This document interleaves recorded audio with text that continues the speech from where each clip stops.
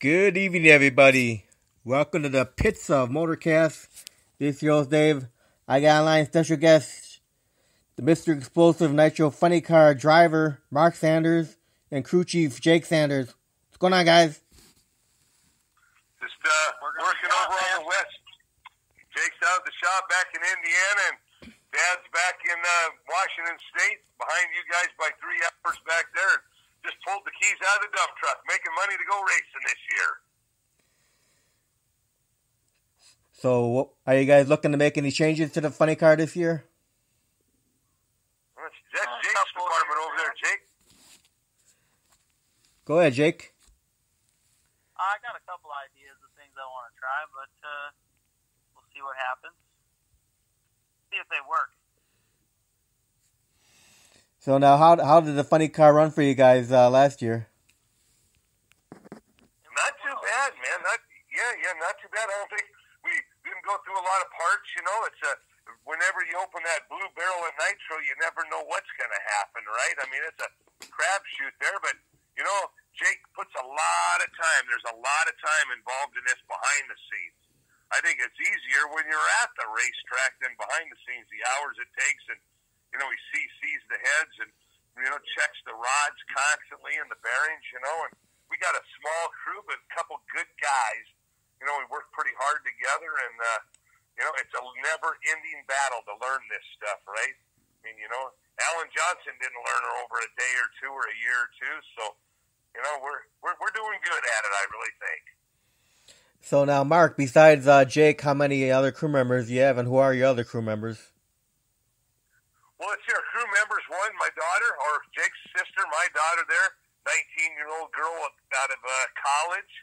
And then we have a buddy of mine that's a longtime friend, older than Jake, lives across the highway from me, been a good friend forever, Nick Dawson. And then we've got another mechanic buddy that works down at the SeaTac Airport, Keith Ferens. And his wife has gone quite a bit. She's a great help. And I got a buddy there that comes periodically that helps us out of Black Diamond at Burnside. And this year we're going to add another crew member on part-time as far as half the races that Keith may not be able to go because, like I said, he's one of the head engineers at the airport. So, you know, it's an all-voluntary type operation that we run. And Dan, he worked for on the Boychuk car, and he can only go to about half as many races as he used to go. So I think with, you know, I think, Jake, if we have 3 good guys besides Jake and myself there, I think we can handle it because, like I say, the organization that Jake puts together. Yeah, Katie goes. Yeah, we got Katie, Jake's girlfriend. Yeah, she does the racks. Yeah, so, man, we're stepping up our game now. We got a pretty good team coming on. Everybody has a few jobs, and I have the rest of them. And yep, Jake picks up all the slack. Yep, yeah, it works. Works. It's a lot, but the biggest thing I think that our success comes from is having a good inventory, which Dad gives us, and then making that inventory prepared. So, like for instance, on race day, we have 4 engines and, you know, 3 sets of heads and 4 or 5 racks of pistons and clutch packs for every run. So really, we can almost make an entire weekend's worth of runs and not really run a lot of the same pieces, and then just make a lap and take them off, put them in the trailer, and then that's kind of my job during the week is to make sure everything is back to 100%, so that the next weekend we run the car, all of our equipment is tip-top shape, and it really helps having the few crew guys as we do and the well-prepared trailer load of parts. It makes it to where we can do it. That's awesome. So Mark, how long's the Mr. Explosive Funny Car been around now? Let's see. Well, the name we've been around for what, Jake? Before Jake or better, Jake was in. Yeah, Jake's almost 30, so I've been Mr. Explosive for about 28, 29 years when Jake was real small, mud racing and sand racing. Next year it'll be the 30th year you race because he raced when I was born. So. Yeah, when Jake was born. I think, what did we do? 2007 we came out with the funny car? 2008. Or 2008. So this year will be the 11th year of funny car racing. 11th year of funny car racing. Yes, sir. That started this year. Will be. We had one hiatus. We had 1 year off. We had to rebuild. Kind of had a Chevrolet Nova when we first started. Kind of wrecked that one there behind the deal. So we had to go Ford. You know, they're built tough, right? Ford power. Now, tell me a little bit about your drag racing history, Mark. Well, my drag racing history, if you started back in the 80s, like I say, right when Jake was about 3, when a little local mud bog we had out here in Maple Valley, all 4-wheel drive, enter your truck, stock truck, blown truck, whatever you had, you went across the mud pit. A lot of people that remember the mud monster shows inside the Coliseums, Salt Palace in Idaho, and Qualcomm Stadium and the Kingdome, and where they which they still run the monster trucks now, but the mud racing's down. And I did that local. And then I got hooked up with a guy at a 4-wheel drive shop when I went down there, and he invited me to drive his wife's car. She broke her foot in the mud, and man, it's never been off since then. In reality, the competition was great. I have a lot of old 4-wheel drive trucks, you know, out and used to run them up in the bush and the mountains, and continued to do that for a lot of years. And, you know, that's where Jake learned, you know. We both kind of learned together as he grew up. We were racing just about every weekend across the border into Canada and drive to Salt Lake City, you know, on a Friday night around the clock and race and come back, be the first one to work Monday morning. And then people started getting real close. We built a bigger, badder engine every year, and the people were getting close, so we tried our foot at some sand racing with a top alcohol and a nitro fuel car on the sand. And that kind of was short-lived. We got a sniff of that nitro at 80% when we built a sand dragster with a Whipple charger on it. And some people, you know, we kind of faded away from that. There wasn't a lot of races up here, and I never went to the drag races very often. In my head, I always kept thinking, wow, drive an asphalt car or a drag car on asphalt like a street car, very easy. So I was in the mud and the sand forever, and some people were like, Mark, you got to build a funny car. Look into that, and you'd do good in that. And, of course, it was Jake's senior year, and he needed a senior project. So it's like, man, you build a race car for your senior project, and I'll drive it. Let's go pound it out, and let's see what happens. And he built that thing throughout his high school senior year, and, you know, all the parts and the pieces that he possibly could.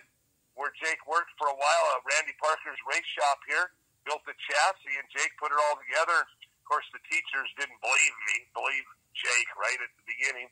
And I'm like, whatever, Jake, you'll prove it, you'll show them. And, you know, we battled it out for a little while.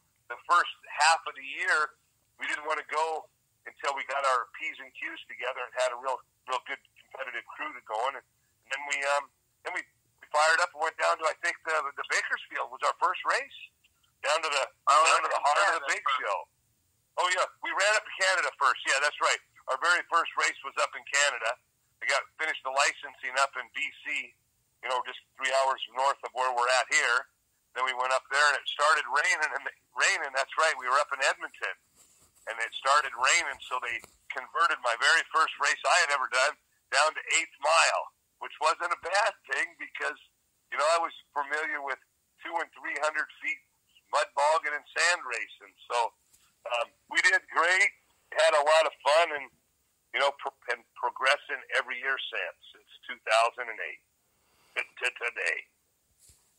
That's awesome. So Jake, you've been the crew chief ever since the funny car started? Yep, it's been me. I've had the final say. Almost every run. There's a couple that I let somebody else decide what to do when I'm not sure what to do. But for the most part, yeah, it's been me. We've never hired anybody to come help, and we've learned the hard way. I will say that we have definitely learned the hard way, or I have learned the hard way. on numerous occasions, but if you keep at it, and we keep, we're able to maintain our good inventory of good parts and give the opportunity to learn, and we've definitely ran with the top cars in the country for, pretty much 99% of the time we run. So that's what we strive to go there for. We don't go there to barbecue, and we don't go there purely to hang out. We definitely like to go there to work hard, and if we ain't winning, then we better go back to the shop and figure out how to work harder so we can win. So how many events did you guys run last year?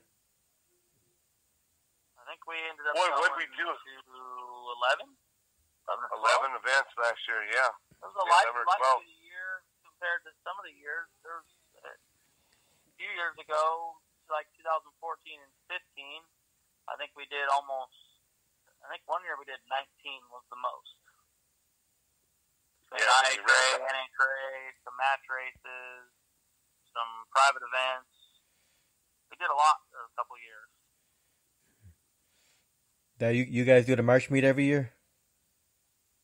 Yeah, that's always the fire to the start of the season. You go there and you win that one. You're somebody, right? I mean, that's a big one. And if all you people all there listening and have never been to the March meet coming up here in about 55, 56 days, one of the best shows, guarantee you'll ever be able to go to in the nostalgia race anywhere in the world. In reality, people fly in there from all over the place to come check that venue out. But 500 cars from 1972 and older, or 79 now, isn't it? 79 or so and older. So we start there and we finish there for the Hot Rod Reunion, the middle of October, and another great venue as well for the very end of the year. A different format, but more catered to the top fuel front engine cars. Big cackle fest show for all the people that had built them guys way back in the day are there. So both events are very good, very competitive, and due time we will win one of these. I mean, Jake, there was one time 42 funny cars showed up for that event for a 16-car field. There's a lot of funny cars. A lot of funny cars there, yeah. Just to qualify, you got to be somebody just to qualify and get in the show. A lot of people drive across the country and battle this out for 2 days of qualifying, don't even make the show, got to put your stuff back in the box and head on out of there, don't even get a play on Sunday. Yeah, I know. Last year, Bobby Cottrell was on fire last year. Oh yeah, I just talked to Bucky there the other day, and he asked what our plan was, and I said, Bucky, Jake and I, we got a plan. We want people to talk about Mr. Explosive rather than that Bardall car. That green car is going to go into the box a few times early this year, and I said, I can't guarantee anything, but we're sure going to come out swinging, Buckster, And so you gotta try to be better than the other guy, right? You gotta try, and that's what the competition's all about.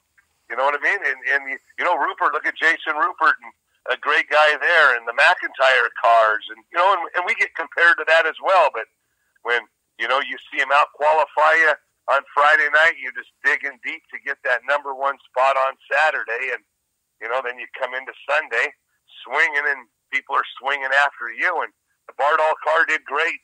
Cottrell and Bucky and they did great. So there's our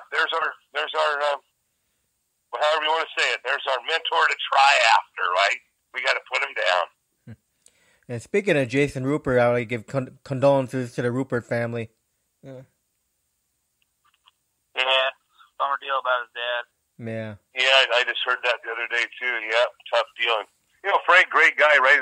Went to a lot of the races with all of us there, and he lived his life at the drag strip, and look at Jason. He's following that legacy right on down the line. So hopefully he can pick up the pieces this winter here, and in honor of his dad there, and keep keep out battling it out. I know he's working on a big show car there, and hopefully that just continues on, right? You know, his dad wants it, and so hopefully he just keeps that going.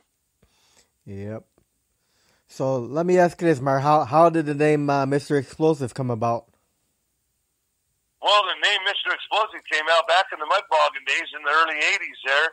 You know, I had a list of paper on the wall, 2 big sheets, and a lot of guys would come over when we were building my first mud bogger, and I had names on there like 2-second delivery and don't blink, and I built a C cab, a 1923 C cab, and there was probably 150 names on that list. And I don't know. I was driving off of a job one day, and I thought, Mr. Explosive. I don't listen to the radio in any of my work trucks. And I called my wife, Jody, and I said, Jody, I might be Mr. Explosive. And then, of course, we got to run everything by my buddy Nick Wayno. We call him Wayno. Jake knows all about him, and I called Nick, and he goes, well, Mark, I was the mud butcher for the very first time that I took my Bronco out. I was the mud butcher. And then I changed her to Mr. Explosive right after that, and really never looked back. And then when the funny car era came in, I had to call my buddy Nick again and say, wow, is Mr. Explosive a good name to put on a funny car? You know, I didn't know. And he's like, Mark, that's what everybody knows yet, and that's what you continue on, and it'll make it happen, and away we go. And had a lot of fun making different Mr. Explosive shirts, right? I know one year Mike Cavalieri that worked with Paul Romine, he had some heart issues and wore that thing into the hospital, and he also wore it going onto the airplane, and they looked at him quite funny there, you know, with a big dynamite stick and Mr. Explosive getting on the airplane. So hear all these little different stories about that name, but I like it. We'll keep it going. It's been there this long. We might as well fire it out until that thing gets retired. And maybe, I always tell Jake, maybe it'll be Junior Explosive, and we can keep it going as the Junior comes up, you know? Yeah, the logo, yep. The Mr. Explosive logo on the funny car kind of reminds me of the band AC/DC's logo.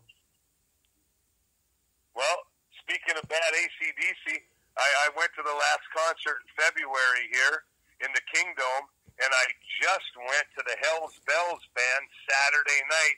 AC/DC is my favorite band, favorite everything. That's why we mimic that font. So, yeah, we have an AC/DC tape, Mr. Explosive deal, and yeah, that's where the font came from. So I'm glad, Dave. I'm glad you're pretty observant out there. I love it. Yeah, that's what I was thinking. I'm like, this guy must like AC/DC, man. Oh. Right. Well, how can you not, right? Not a country man. You listen to country music and all that stuff. That's slow-paced stuff, right? That's for some other sport, right? This deal here you got to get your blood pumping, get some loud, cool music, and Hell's Bells and some Rolling Thunder, and shake me all night long, and away we go. You know, AC/DC is good for the racing portion of it. Yeah, I'm going to keep with what I say, and I'm sticking with it. Yeah, Thunderstruck. Yeah. Thunderstruck, yep. Oh, yeah.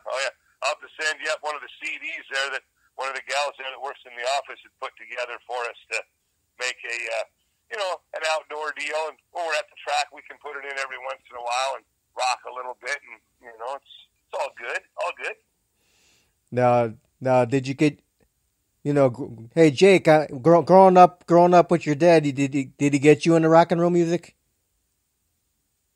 Yeah, a little bit. We listened to a lot of classic rock out in the shop, but so yeah, I listen to that and a little bit more rock and roll from my time frame. But yeah, I'm a fan of the AC/DC. So. And then we got the Joe Walla. Big Joe's coming out to these events now too, trying to play at a lot of them. And like I say, he's working on getting. I just talked to him the other day, trying to get banded up for the March meet as well as the Hot Rod reunion, and maybe a couple more there too. So we're even getting live bands out there for after Saturday night's qualifying. Just for another venue to do while the people are out at the track afterwards. Yeah, that's awesome. I love Joe Walla. He was on my show. He did an interview with me, and then he put me on his show. Right on. Yeah, yeah, we did it. What, Jake? About half a year ago, we were on Joe's talk show as well. So, Yeah, good stuff. Good stuff. You guys work hard. We all work hard, and we all love what we do. And the sponsors that are out there. And Jake and I went to the PRI show. I don't know, Dave, if you've been up to the PRI show, but that's a thing on the bucket list that you need to hit. Great vendors up there, and boy, the parts and the pieces and the machines that are in there for display and what you can really learn and see is just incredible at that show. Probably one of the best that you can. Of course, I guess if you're into solid computers, they have the big one in Vegas. But as far as racing goes, that place is hands down just badass. And that was in Indianapolis, right? Yeah, in Indianapolis at the stadium there. Yep, it's always what about the first or second week there of December? So now, and then you can go through all the race shops, as well, right there, right down out of Brownsburg, right?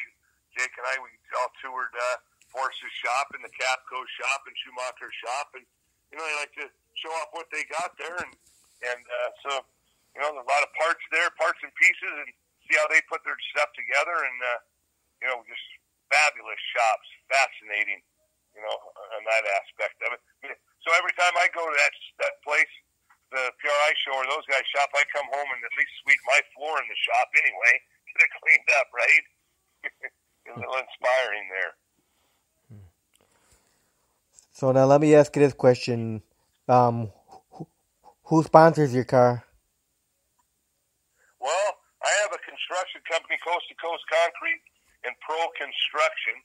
I've been kind of self-employed my entire life, so my motto, I really don't have anybody. I have a little bit of stuff as far as we get a barrel or two a year of oil from Torco. East-West Clutch, Bob and Randy help us with some clutch components. And then we get JB, we get a bunch of brake clean and some towels and some cleaning additives there from the Justice Brothers. And then the Gore, Spike and Ralph Gore, years ago kind of helped us a little bit on the fuel system.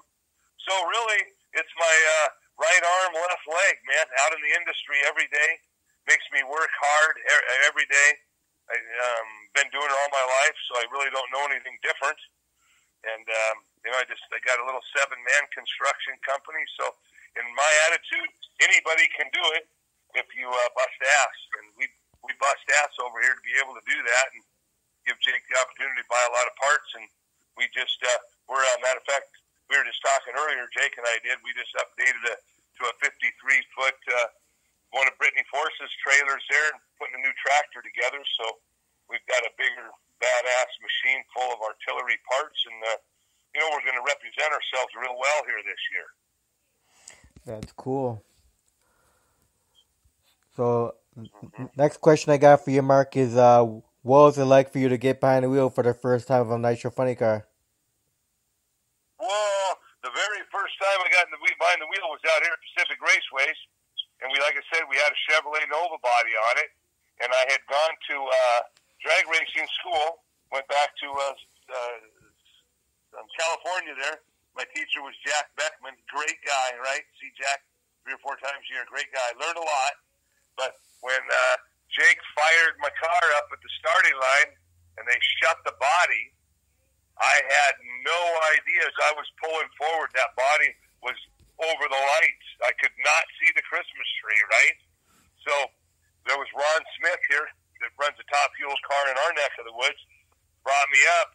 Jake brought me up to the first beam. I was by myself and pointed over at the Christmas tree, and there was nothing because the top roof line of the body, I couldn't see out that window. It rolled down too far. We never drug it up to the Christmas tree just to see, and I just bumped her forward, counted like 2, nailed the throttle, held on for dear life, man, and lifted early because I could never get it through my head 20 times down the track that this is a quarter mile, and when I ran mud and 100 feet, that quarter mile, I thought that was an eternity to get down there. And shoot, it was one of my best lights I ever cut. I just took a stab at it, right? So very, you got the blue barrel open. My son shuts the body down and high five, and your heart's a thumping. I'm not going to tell you that you're sitting in there cool, calm, and collected. You don't know what's going to happen when you hit the throttle on that bad boy. So hopefully everybody done their job right and flies down the racetrack and everything's good. So far, it's been that way. So there was no nervousness for you when the body came down on you? Oh, yeah, there's a lot of nervousness. Oh, yeah, there's a lot of nervousness in there. And every time, even to today, right, there definitely is. You're always thinking, all for the good, but, there's always that what-if factor, so you got to be prepared in there. You can be solid, cool, calm, and collective, and fire that body, that motor up, and you start thinking, it's time, we're going to be moving forward. And 6 seconds later at the end of the track, you can take your shirt off and wring it out. The adrenaline is flowing to no end. So what's been the quickest ET you've had with the funny car? Jake, what? Been 561 at just short of 260. Been 259 like 90. So I haven't quite gotten to the 50s yet, but I'm looking to change that this year. Hey. Gotta have that need for speed, man. Exactly. Mm-hmm. We'll get her this year. We got Jake's got her dialed. We'll get her. We what was it, Jake? When you got in the 6 second, you were somebody, then a 590 and a 580, and one time we hit the 570s, and then boom, we just rolled right into that 560 early numbers. I think that was in Florida that we hit that, and we're like, wow, it's there. And so we've been real close there. So I really think it's going to take some 50s this year to get in there to get some win lights when we're at some of these sea-level tracks for sure, because everybody's gunning for it. Now, do either of you two guys have any pre-race rituals or superstitions? Boy, not really. Yeah, I don't think so either. I try to just do the same thing every time. For me, trying to not have a little routine and try to stick to it. And, sometimes you are faced with things once you start the car on the starting line that get you a little bit out of routine, but if you can stay calm, you can usually get yourself back into a routine, and that's probably the biggest thing that it took a minute to learn is when you are on the starting line and you start the car, to just kind of stay calm in case there is an issue. And we've had a few issues, either getting the car started or something, after a warm-up, maybe a setting wasn't quite perfect and had to kind of think fast on your feet and make the right adjustments right there on the starting line. So, that's other than just trying to have the same mindset and do the same thing every time, that's probably about all I got for you. I try to not be too superstitious. Mm-hmm. So now, Jake, what goes in the preparation to get the funny car ready for a weekend of drag racing? A lot of clutch grinding. A lot. We put a clutch pack in at every run. So 3 discs and 2 floaters you have to get cut. So we show up to the race with enough discs and floaters to run the whole weekend or more usually. And after each race, all that stuff has to be surfaced and measured and stacked back up in packs.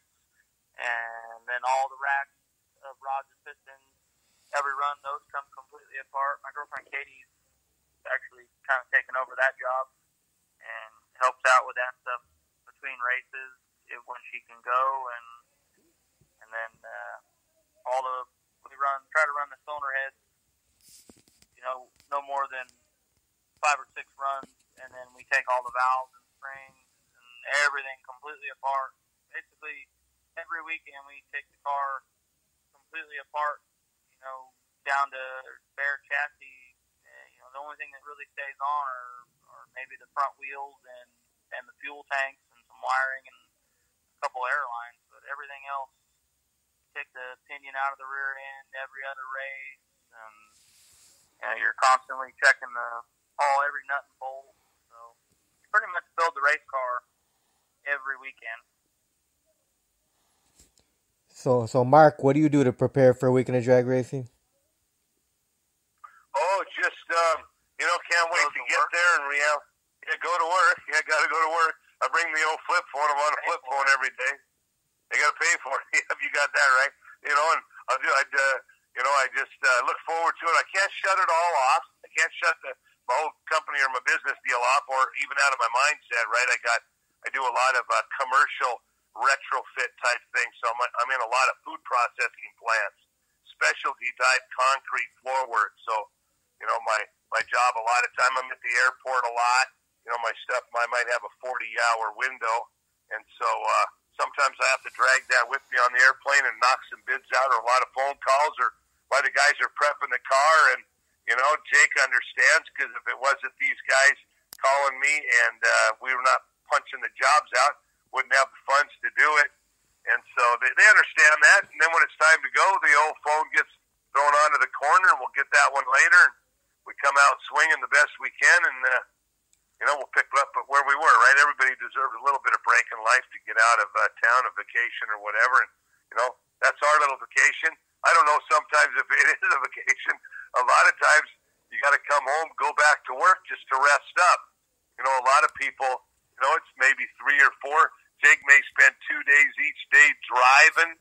That can knock a guy out. 3 days at the racetrack. You go to Boise, Idaho, 105, 110 degrees out there for 12, 16 hours a day prepping, and then turn around and drive all the way home. Now, of course, I fly more now because my hot rod goes back with Jake to Indiana, unless it stays on the west. Shit, Tuesday, you're wanting to take a nap just to rest up. This drag racing ain't for a wiener. You got to have a little bit of, a stamina in you to keep going, right? And I do some hot yoga and exercise. I'm on the 30-day challenge in January, knowing we got 58 days for the loud pedals. So I got my practice trio going and hit that, not as faithful as I need to, but I'm busy. And so I think that keeps me active, knowing that, I got a race car and I got to be that way, and I got to pass the physical. So, when Jake's around, we eat ice cream, but when he ain't around, I don't eat it. Put it that way.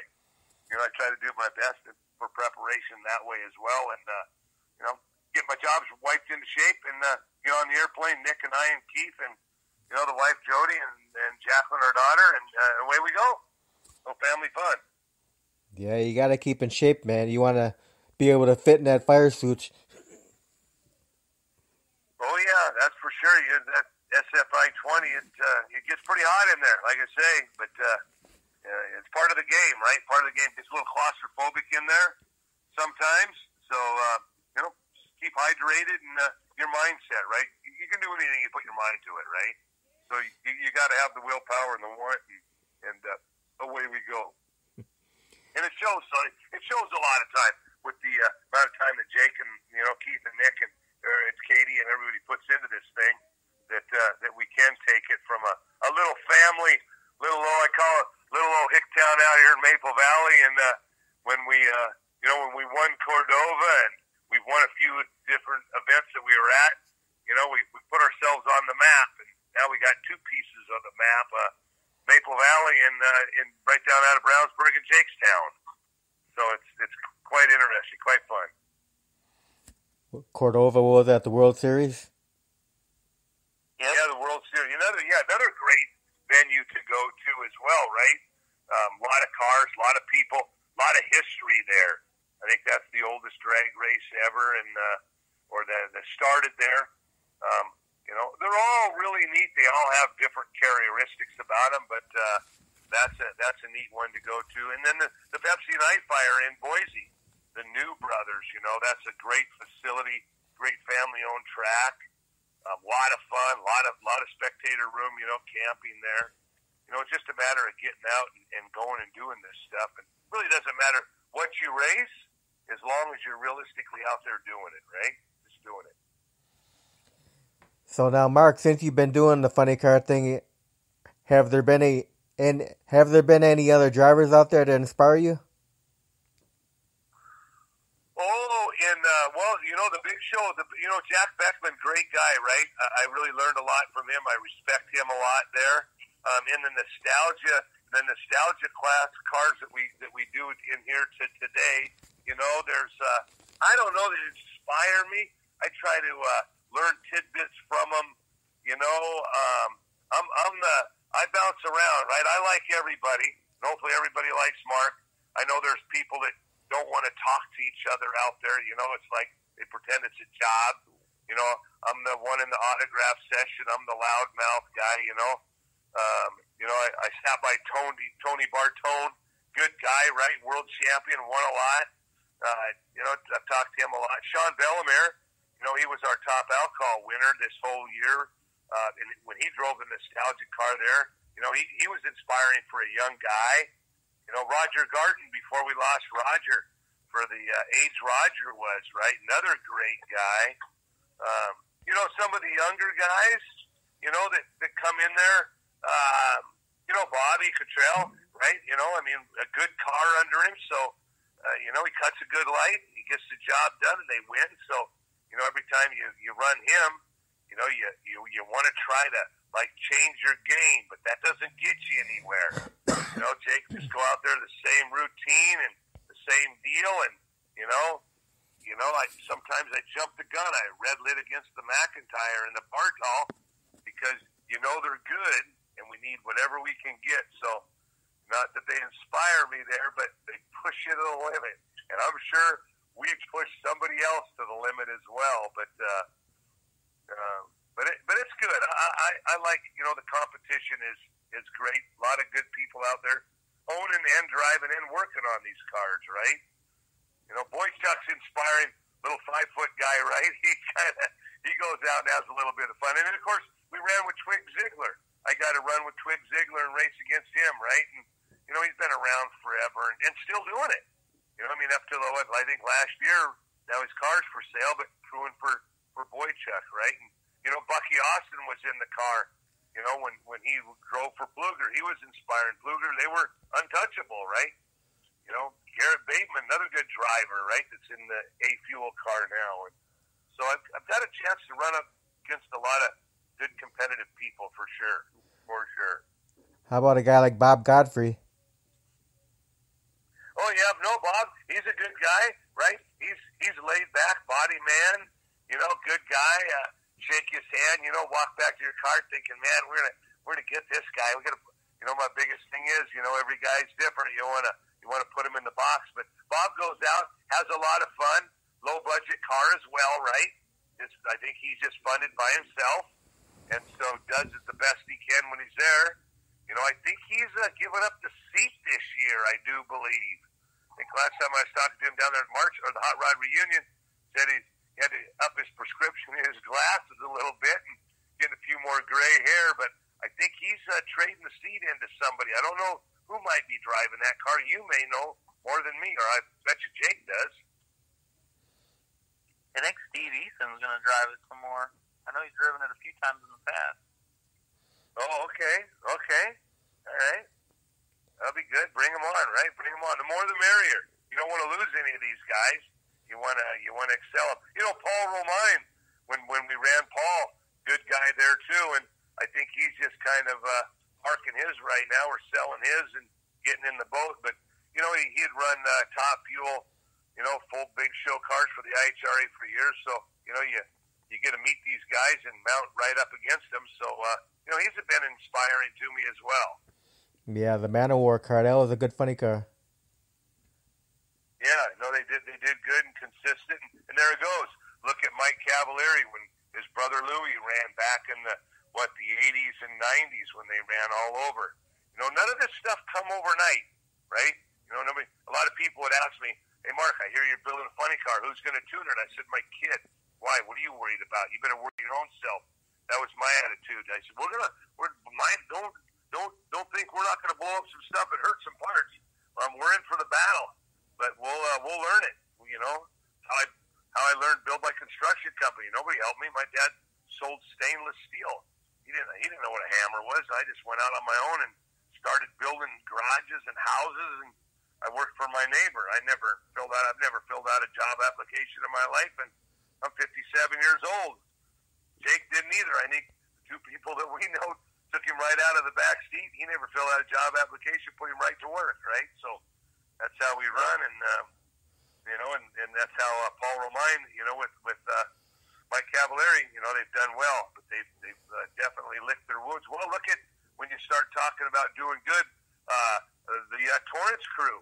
Look at Bobby and Dom Lagana, grew up with their dad forever, just like Jake, at the racetrack every weekend. What'd they do? Win the world championship in Top Fuel with a car and a half, right? Self-funded. I mean, come on, sweep the championship. Let's see that ever happen again, right? And having fun every night after the race, right? Yeah, it's a job. They just kept rolling through it. Yeah, there's a lot of great cars out there in nostalgia. Oh yeah. No, there really is, and some more being built right every year. I think Roman Ozzie down there in California was talking about building a new one. I think the Mike Pecks, the people up here, had bought. I think the old McIntyre car. Yeah, yep. Another one out on the West Coast. And we can't forget about Eddie Knox with the Problem Child car with Billy Morris driving. Yeah, there you go. That's true there, yep. He come off the sand there. Jake worked on a Top Fuel car for them, building a sand dragster, yeah. And then Eddie Billy drove out of the boat. Top Fuel car I tuned. Mm-hmm. Yeah, what was it, Jake? Boy, Eddie Knox, when he was talking, he sure thought he was going to come off of that Nitro hydroplane boat race and come right into this nostalgia class and kick some butt and take some names. And boy, you talk about a couple garage sales of parts coming out of qualifying. That old boy had some parts on the ground. Yeah, he learned the hard way like everybody. It's good, though. It's humbling. Yeah, it definitely is.